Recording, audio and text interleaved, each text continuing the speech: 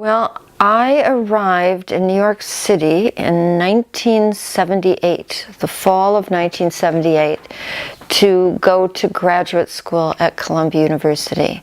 I applied to other graduate schools and was admitted.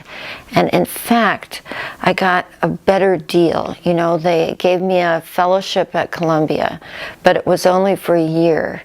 And I did get a fellowship at Cornell University, which is in upstate New York, for, you know, a full ride for the entire PhD program. And they accepted only 4 students, so it was a very prestigious offer. And I think many people I knew were astounded that I rejected Cornell and accepted Columbia. And the only reason I accepted Columbia was because I wanted to live in New York City.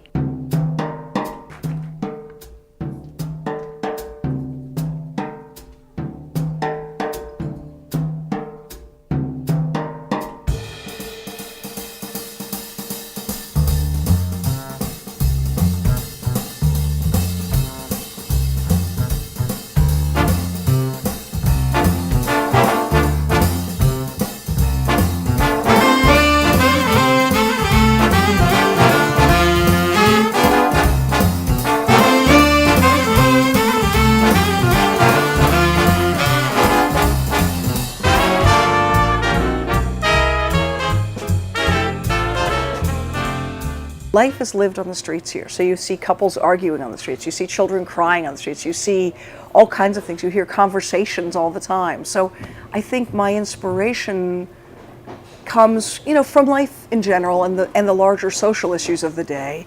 But my moment by moment, again, food for thought comes from just walking through New York. What makes New York feel like a metropolis is the fact that walking down the street at any given moment, you hear Russian, you hear Portuguese, you hear Spanish, you hear French, and that's because we're inhabiting the sidewalk.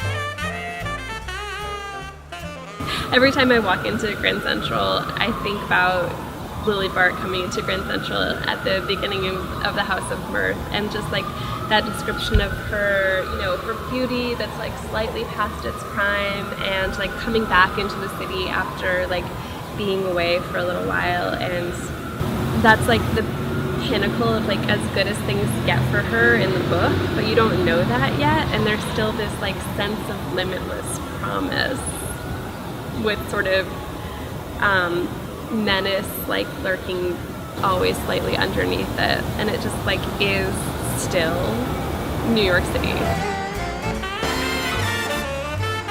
You have to come out of yourself, it's true, especially as a writer, but you also need to find those spots. And you know, also I've done these things too. One day I sat on a bench down by the a different body of water. People passed, and I didn't use this in anything, but I just wrote down the little bits of conversation that I could hear as they were passing, you know, and it was just like fascinating. I mean, so there's always a place here.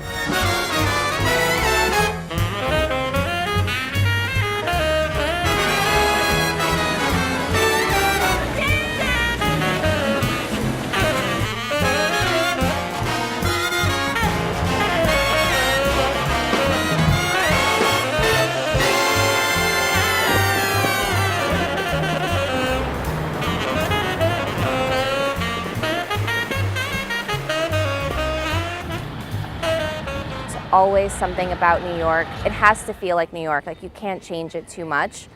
Otherwise, you take away the spirit of what New York really is. And I feel like, to me, New York has always been about immigrants and artists and people who are just, working really hard every single day.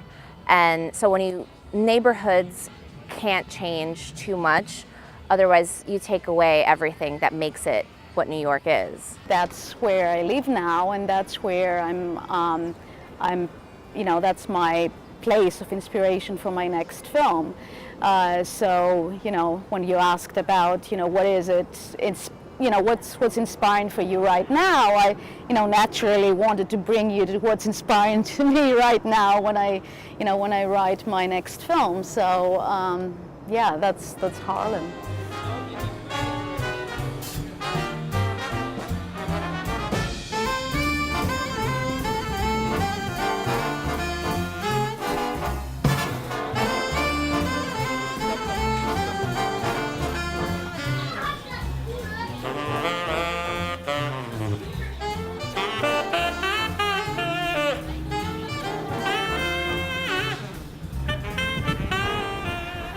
New York has always been a little bit magical to me, and I don't know, I just really love writing about it.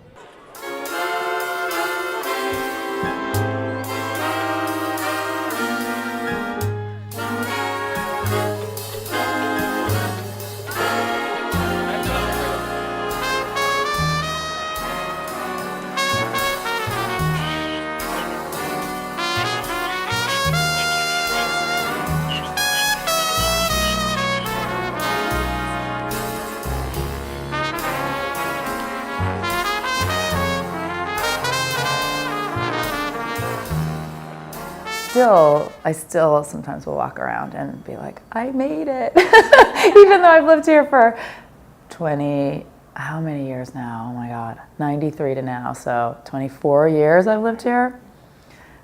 But I still sort of feel like, I did it.